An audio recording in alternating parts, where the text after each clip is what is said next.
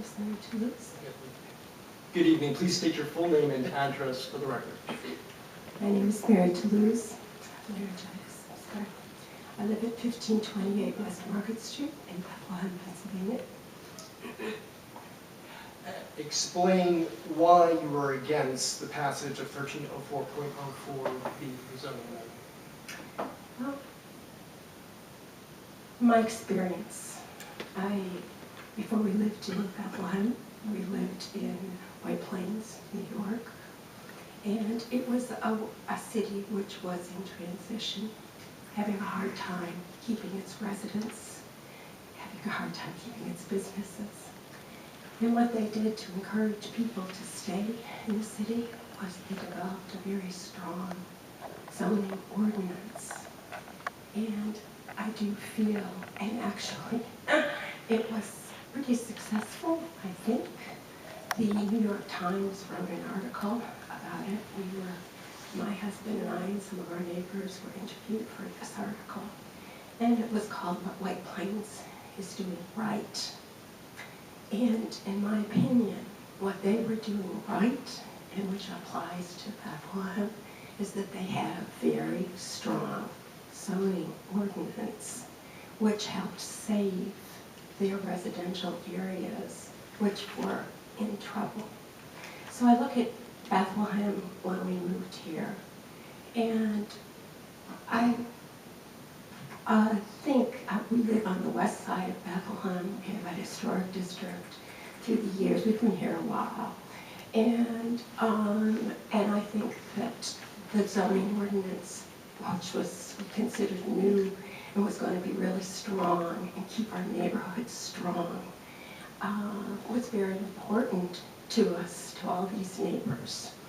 I'm currently president of my neighborhood association, so I hear a lot of people talk about how important it is when there's a change in zoning and what it really means to them.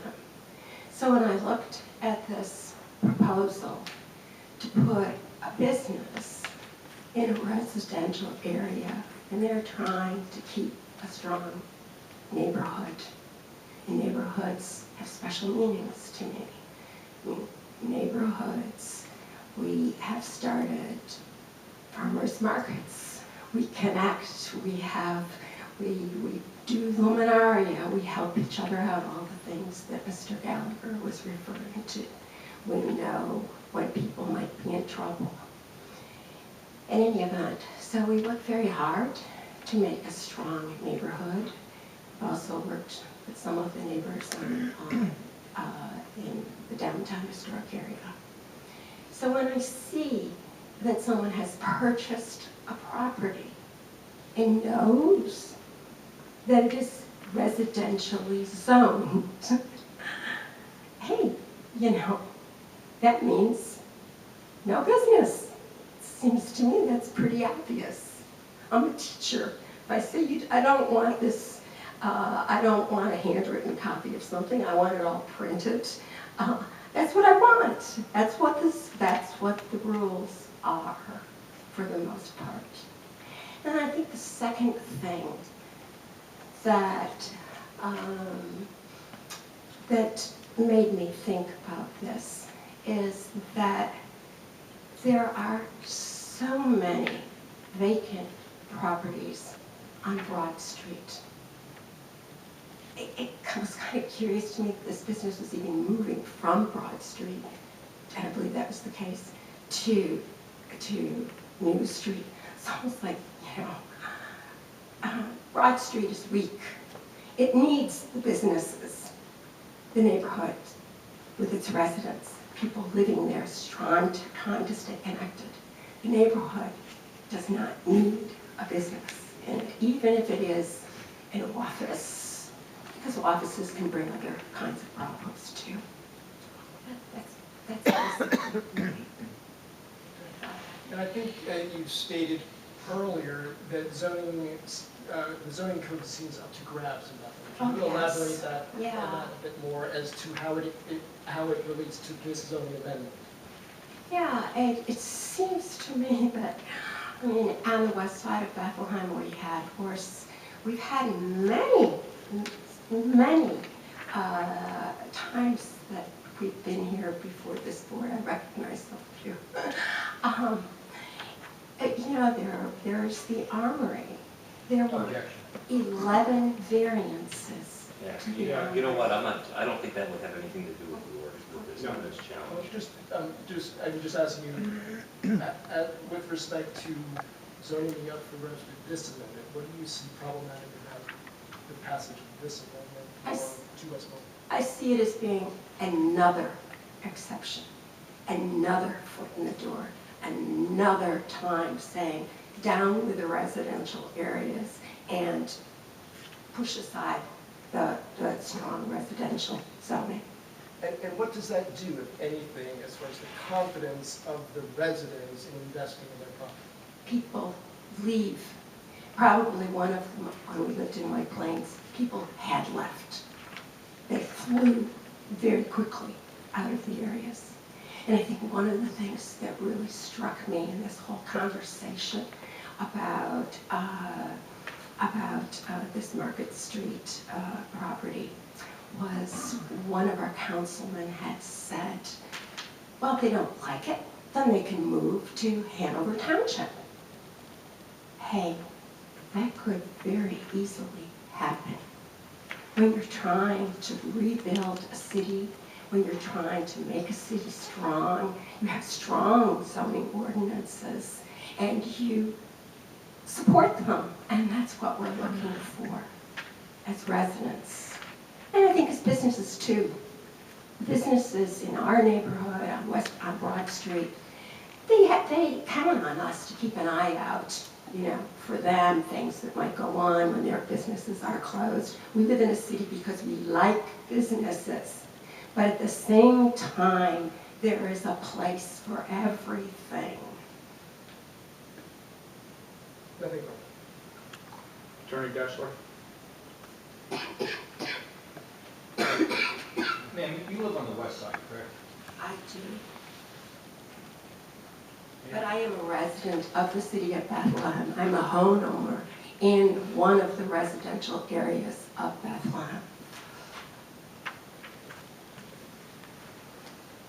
But it sounds like you're concerned with the ordinance amendment's effect on the downtown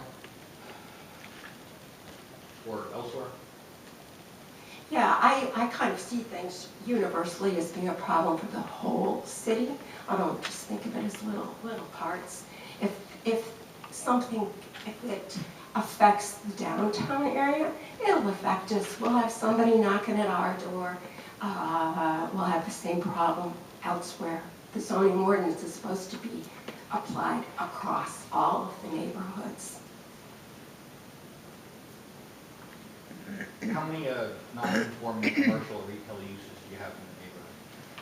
I don't count. Do you know if you have any I think somebody did. in the past?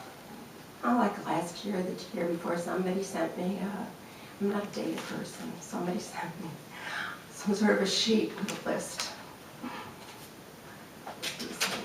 Anything potentially about neighborhoods not needing businesses near them? I didn't say neighborhoods don't need businesses near them. I say neighborhoods that are zoned residential don't need to lose that residential status to have a business come in. There's plenty of space in Bethlehem for businesses on Broad Street, one block over. That's where it's zoned to be. And that's where we put our efforts in. Even as a neighborhood association, we formed we put out a brochure to try and encourage people to shop at those businesses. But they aren't the people that put luminaria out on their blocks during Luminaria Week. They aren't the people that we call to watch our houses or our kids when something goes wrong. Are you aware that the zoning ordinance amendment requires that there be an existing commercial or retail use in the property? In other words, the property is already being used as a commercial. I can understand that. But when you're rebuilding a neighborhood, then you're trying to bring everything up to the same standard. which would mean that, yeah, some properties which might have had some commercial use couldn't have it any longer. You understand that even though this zoning ordinance amendment isn't limited to the downtown, with respect to the area around 2 West Market, I mean, is it fair to say that there are multiple commercial uses surrounding 2 West Market? Sure, in the areas that are zoned for it. Well, how about even the areas that aren't zoned for it? I mean, aren't there a number of commercial uses along that stretch of East Market Street? I'd have to wait for the next zoning hearing to point that out. I understand. And, by the way, my mother likes doing the Lumen area at night too, so she'd be happy with your testimony. That's all I have. Attorney Preston, No questions. the board? No questions. I just have one, Ms. Toulouse. You mentioned that you're president of an association several times. Can you just put the association on the record?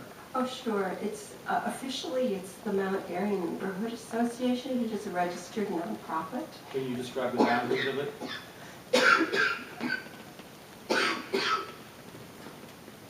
The mission statement. No, just the boundaries now. He's talking geographic. Yeah. Oh, geographic. Geographic. We run west of First Avenue. First Avenue belongs to the downtown area. We run west of First Avenue. North is Broad Street. South goes down to Lehigh Street, and then we go over to where West Market Street runs into Pennsylvania Avenue. That's the geographic. It's a big area, but. Thank you very much.